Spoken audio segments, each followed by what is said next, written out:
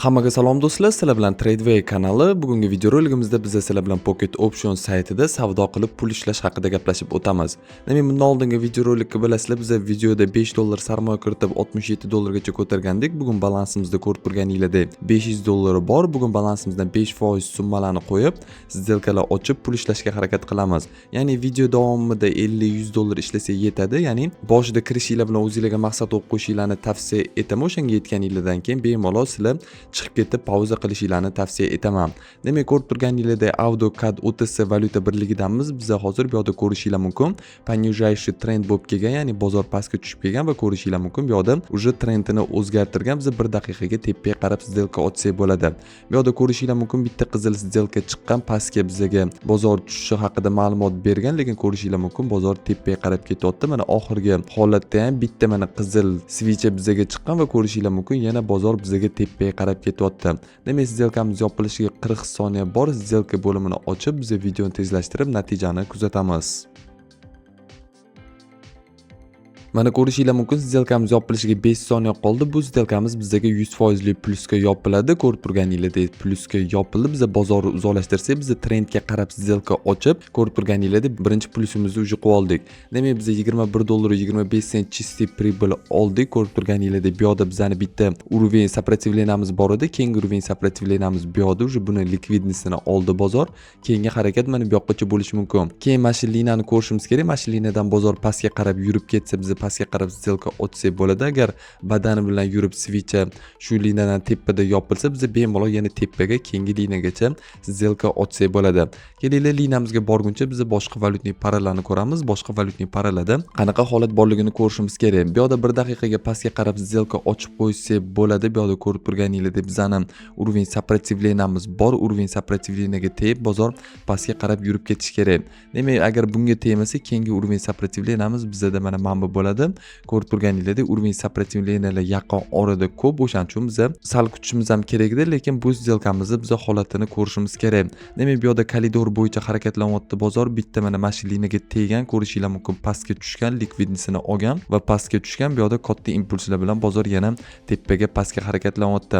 Demak, bu yerda ham soyasi bilan bu liniyamizni ko'rishinglar mumkin buzib o'tdi. сделкamiz yopilishiga 20 soniya bor. Bu сделкamizni hozir natijasini sizlar bilan ko'ramiz.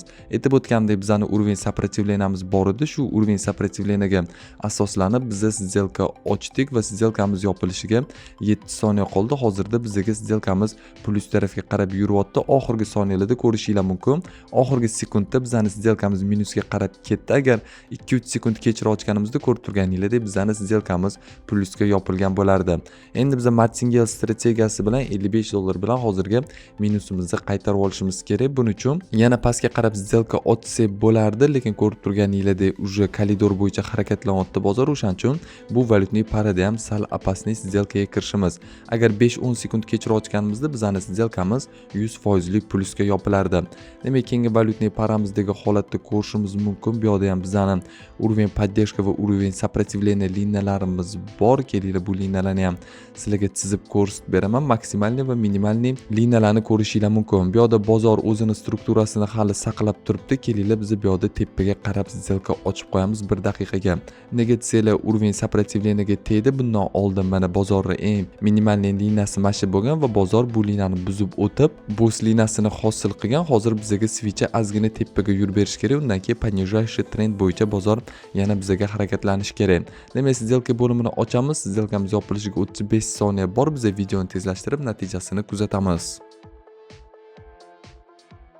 Mana ko'rib turganinglardek сделкamiz yopilishiga 5 soniya qoldi. Bu сделкamiz ham bizga 100% lik plusga yopilib berdi.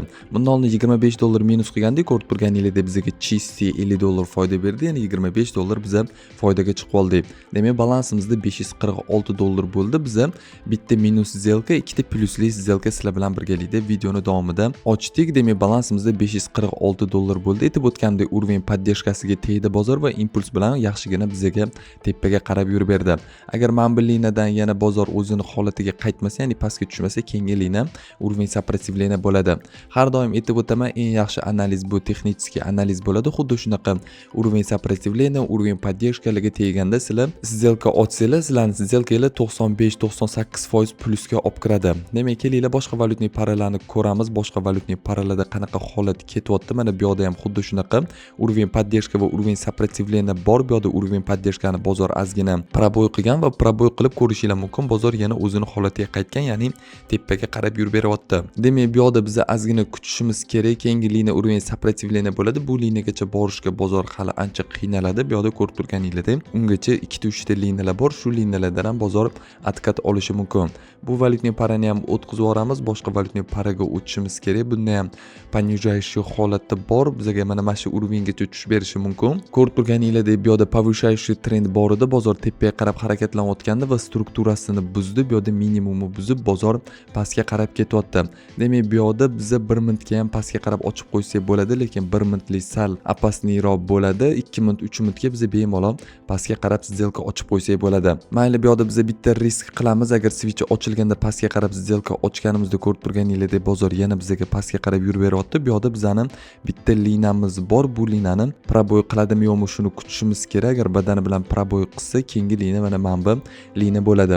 Bu liniyalarda ham likvidnost bor. Bozor likvidnostni olib yana ozgina tepaga yurib berishi mumkin. Ko'rib turganinglardek, mana bu liniya likvid zonalari yig'ilgan liniya bo'ladi. Agar shu liniyaga tegsa, bozor yaxshigina yana tepaga ozgina proboy qilib berish kerak. Biz tepaga qarab сделка ochsak bo'ladi.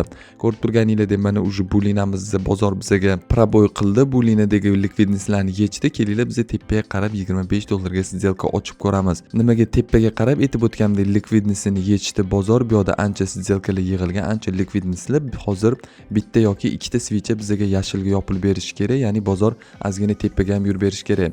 сделка bo'limini ochamiz, videoni tezlashtirib sizlar bilan natijani kuzatamiz. Mana ko'rib turganinglardek, сделкamiz yopilishiga 5 soniya qoldi va hozir bizda opasniy vaziyat bo'lyapti. Bizlarga ko'rishinglar mumkin, baribir сделкamiz plusga yopildi oxirgi soniyalarda. Demak, balansimizda $569 bo'ldi. Aytib o'tganimdek, bitta ikkita switch bizga tepaga yopilib berish kerak degandim. Bu yoqda yaxshi holat bor. Yana biz bitta tepaga qarab сделка ochsak bo'ladi. Mana shu yerdan tepaga qarab сделка ochib qo'yamiz. Nega desanglar, mana bizda hammer ham beryapti. Agar bu сделкamiz minusga ketib qolsa, ya'ni pastga tushib ketib qolsa, biz bu valyutniy parani o'tkazib olishimiz kerak. Martingale strategiyamiz bilan keyingi сделкамizda biz minusimizni qoplab olamiz. Mana bu o'zi bizga hammer deyiladi, ya'ni hammer switchasi deyiladi. Bunaqa switchadan keyin ko'pincha bozor bizga tepaga qarab yurib berish kerak. Chunki bu yoqda likvidnostni ham yechdi, ko'rib turganinglardek, va bozor katta impuls bilan pastga tushib bera olmadi. Zo'rg'agina bunaqa switch ochildi bizga, ya'ni o'zi yashilga ketdi va oxiri bunaqa bu qizil ochildi. Demak, bunaqa switchadan keyin o'zi bozor ko'pincha tepaga qarab yurib ketish kerak, lekin bu yoqda chalg'ituvchi holat bo'lishi ham mumkin. O'shaning uchun bizga yaxshi impuls bilan tepaga qarab yurib berganiga tepaga qarab сделка ochgandik va ko'rishinglar mumkin, bozor pastga qarab yurib ketyapti. Demak, keyingi сделкamiz Martingale strategiyasi bo'yicha bo'ladi. $55 ga сделка ochsak bo'ladi. Uning uchun boshqa valyutniy paralarni qarashimiz kerak. Mana ko'rib turganinglardek, bu valyutniy paramizda ham bozor bu yoqqa tegan va yana pastga sirazi atkat olgan, ya'ni понижающий trend bo'yicha bozor harakatlanyapti. Demak, maksimumini bu yoqda yechgan, mana cho'ch hosil qilgan bozor va bu valyutniy parada ham tushunarsiz holat bo'lyapti. Biz boshqa valyutniy paralardagi holatni ko'rishimiz kerak. Bu yoqda ham hali shu holat, shu уровень поддержка va уровень сопротивления bo'yicha bozor harakatlanyapti. Biz kelinglar boshqa valyutniy paralarga o'tib ko'ramiz. Bu yoqda ham yaxshi vaziyat bor. Bozor bir marta уровень сопротивлениyaga tegib pastga yurib ketgan, ko'rib turganinglardek, ikkinchi marta uje shu уровень сопротивлениягagacha bozor keldi. Bu yoqda order blok bor edi, order blokka yechgan va ko'rishinglar mumkin, bozor uje bizga pastga qarab yurib berish kerak. Demak, mana switch yopilishini kutamiz. Agar badani bilan shu liniyamiz yorib o'tib ketsa, bizga struktura buzilgan bo'ladi, bozor tepaga qarab yurishi kerak bo'ladi. Demak, ko'rishinglar mumkin, impuls bilan hozirda tepaga qarab yuryapti va bu switch yopilishiga 30 sekund bor. Kelinglar bu valyutniy parani biz izbirindiga olib qo'yamiz. Demak, holatga yana qaytib kelish uchun tepada keyin bemalol o'tsak bo'ladi. Ungacha mana boshqa valyutniy paralardagi holatni ko'ramiz. Demak, bu yoqda понижающий trend bo'lgan va bozor o'zini strukturasini buzgan. Ko'rib turganinglardek, tepaga qarab bozor bizga yurib berish kerak. Liniyalarini chizib ko'rsataman sizlarga. Bu yoqda trend line olamiz. Ko'rib turganinglardek, повышающий trend bor, bozor tepaga qarab harakatlanyapti. Agar bu сделкamiz ham bizga minusga ketsa, ko'rib turganingizda yaxshigina biz minusga kiramiz. Bugungi foydamizni polni tashab ketgan bo'lamiz. Agar bu yoqda ham bizga сделкamiz tepaga yurmasa, mana bu liniyadan biz bemalol yana 2 marta сделка ochib qo'ysak bo'ladi tepaga qarab. Bu yoqda yana bitta biz сделка ochib qo'yamiz, bozorni yaqinlashtiramiz, sal pastga qarab tushyapti. Endi biz сделка bo'limini ochib, videoni tezlashtirib, sizlar bilan natijani kuzatamiz. Mana ko'rib turganingizdek bizning сделкаларimiz yopilishiga уже ozgina vaqt qoldi. Ko'rib turganingizdek ikkita сделкamiz plusga yopildi, qolgan ikkitasi ham bizga plusga yopildi. Mana bu switchani o'zingizlar ko'rdinglar, boshida polniy qizilga ochildi, oxirgi 5 soniyada bizga impuls bilan tepaga qarab yopilib berdi va keyingi switchani ham ko'rishinglar mumkin. Impuls bilan bizga tepaga qarab o'tib ketdi. Demak, biz bu yoqda повышающий trend bo'lgani uchun sizlarga ko'rsatib o'tgandim, ya'ni aytib o'tgandim, yaxshigina 4 ta 5 ta сделкаlar ochib oldik va ko'rishinglar mumkin. Biz bugungi videoda yaxshigina foyda qildik. Videoni boshida balansimizda rovna $500 bor edi, $692 qildik. Ya'ni sizlar bilan birgalikda biz video davomida $192 sof foyda qildik. Lekin sizlarga bunaqa azartniy сделкаlarga kirishinglarni tavsiya etmayman. Agar o'zingizlarga uverin bo'lsanglar, bemalol shunaqa сделкаlar ochib sizlar ham pul ishlashinglar mumkin. Lekin boshida aytib o'taman, agar sizlar yangi bo'lsanglar, birinchi bo'lib demo shotda sizlar сделкаlar ochib ozgina bozor strukturasini tushunib olishinglarni tavsiya etaman. Keyin bemalol sarmoya kiritib, realniy shotlarda sizlar pul ishlashinglar mumkin. Agar sizlarga har xil taktika va strategiyalar kerak bo'lsa, bizani YouTube va Telegram kanalimizga obuna bo'lib qo'yinglar. Bu haqida ko'p biz ma'lumotlar chiqarib turamiz. Demak, Telegram kanalimiz silkasi video opsiyasida bo'ladi. Bemalol o'tib olishinglar mumkin. Bizani qo'llab-quvvatlab yorish uchun. Demak, video yoqqan bo'lsa, videoga like bosib, kanalga obuna bo'lib, bizani qo'llab-quvvatlab yorasizlar degan umiddamiz. Keyingi videolarda ko'rishguncha xayr, sog', salomat bo'linglar.